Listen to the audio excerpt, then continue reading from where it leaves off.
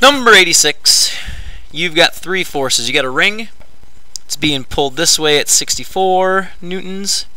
It's being pulled this way at 128 newtons.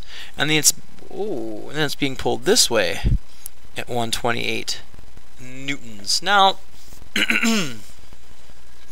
I guess there's a couple schools of thought on how to do this.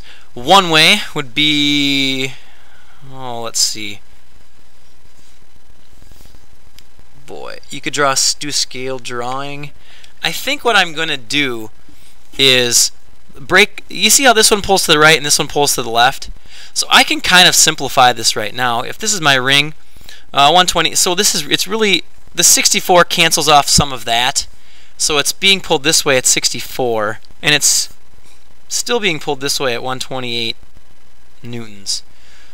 So now what I have to do, well, I think what I like to do, I'm going to cut this into its x and into its y component. I don't know why I like to do that, but you know, that might not be, that probably is not the easiest way to do it. You know, I'll try another way. I might just try adding them tip to tail. So we'll do this. I'll do this 128, and I'll put on the end of this the 64. So the question is, what is this? This is my net force. So let's see what we got here. Angles. This is 30 degrees. So that means that this is 30 degrees. Ooh, I could use the law of cosines.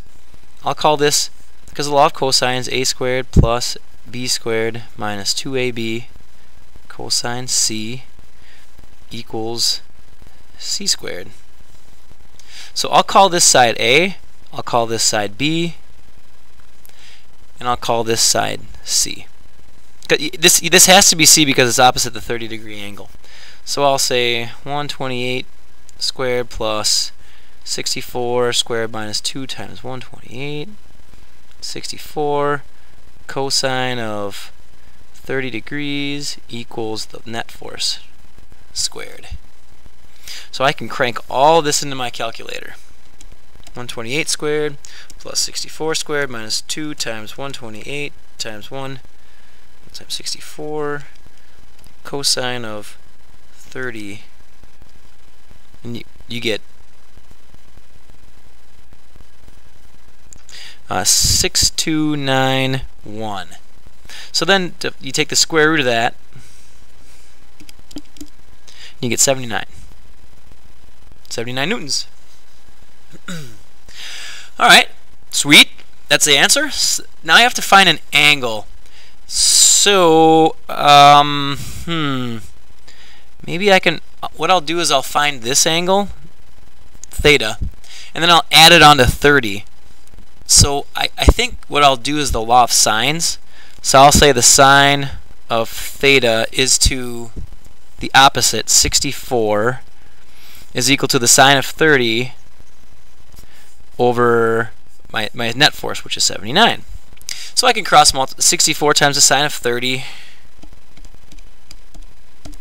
is 32 equals the 79 times the sine of theta. So I'll take 32 divided by 79. Then I'll take the inverse sine of it. Inverse sine. So this angle is equal to 24 degrees. So 24 degrees. So if this is 24 degrees, so I guess my real angle for my net force, so I take 30 plus 24, so 54 degrees above x-axis. I guess, you know, they say 54 and they're referencing, they should really specify what they're referencing. So I would go with this, 79 newtons at 54 degrees above the x-axis.